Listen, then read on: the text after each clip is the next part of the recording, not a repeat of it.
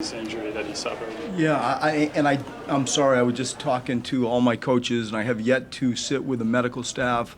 I do not know. I don't know the detail of it, nor do I know, what's going to happen in relation to the longevity, how long he'll sit out. I'm sorry. Yeah. Green came out in the first quarter and really seemed to impose himself physically and get into the paint and look for his own offense. What did you see from him in that first quarter, and just the way he was able to get your team going tonight? I mean, it was clear he came out with the intent of trying to, force, in a good way, a lot of the issues in his, I call it his second step. Like, as soon as somebody would stop him, he didn't just accept that. He had one more step. And that second step, that gather step to go by people, and, he just was adamant. You could see in those possessions that you're referring to at the start of the game. I mean, that's a disposition more than a move. That was a mentality. And I thought his second step, that one more, I am going to get to the rim type of mentality, served him well at the beginning. Why do you think he had that mentality, that extra aggressive mentality at the start of the game? I don't know. Coach, how important was the bench tonight, especially losing Jimmy and the offensive production they provided? I mean, it was huge. Look at the points that bench gave us. I think they had 11 threes, and Furkan came in, and he was our bell ringer tonight. I thought Landry Shamet, came up with some aggressive plays, especially at the end when it was sort of hanging around. He had the big offensive rebounds off Ben's missed free throw, but our bench was big tonight. What have you learned about Furkan this year? He's not intimidated by NBA basketball. He's not intimidated by the moment.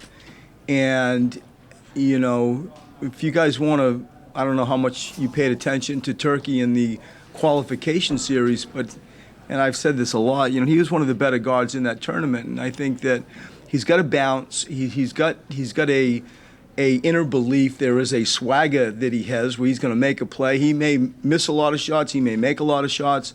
But there really isn't sort of a trepidation. There's not a back down in Furkan. And, I thought he just played the game well, and he played it with a lot of confidence.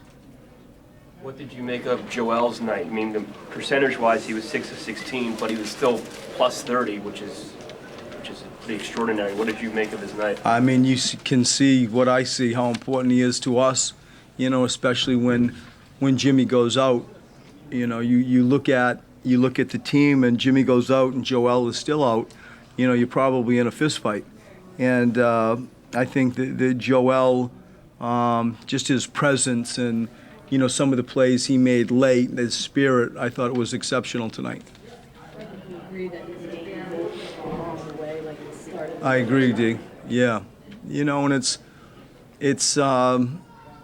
he was sick. We hadn't seen him for a while. And, he came in. I wasn't really even sure he was going to play.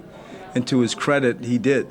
And I think that when the game started out playing, I wasn't surprised that you're trying to feel out how active he is, how energized is he, what toll did the sickness actually take.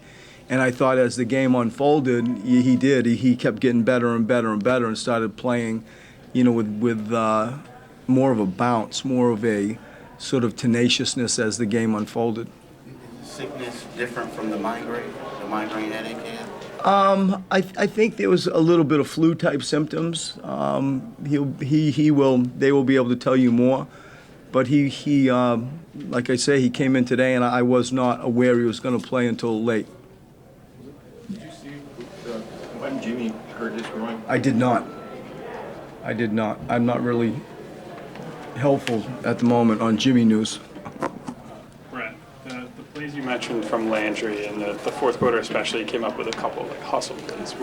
Did you guys notice that from him on the college tape that you watched? Yeah. Or it's like the nitty-gritty stuff and more of a surprise You could see it. to you? No, you could see it. You see it more dramatically when it's under your own roof and in front of your own nose. But you could see how he just had a knack for doing things. He really could play. And, oftentimes you speak about how clever he is moving off the ball. He's actually a better shooter than I thought. But I think that defensively and doing some, like, sneaky things, subtle things, he does those from time to time. and he really, can surprise you with his awareness, his court savvy, his presence. He does some sneaky things, like a few of the things we saw tonight, and they really did change the game.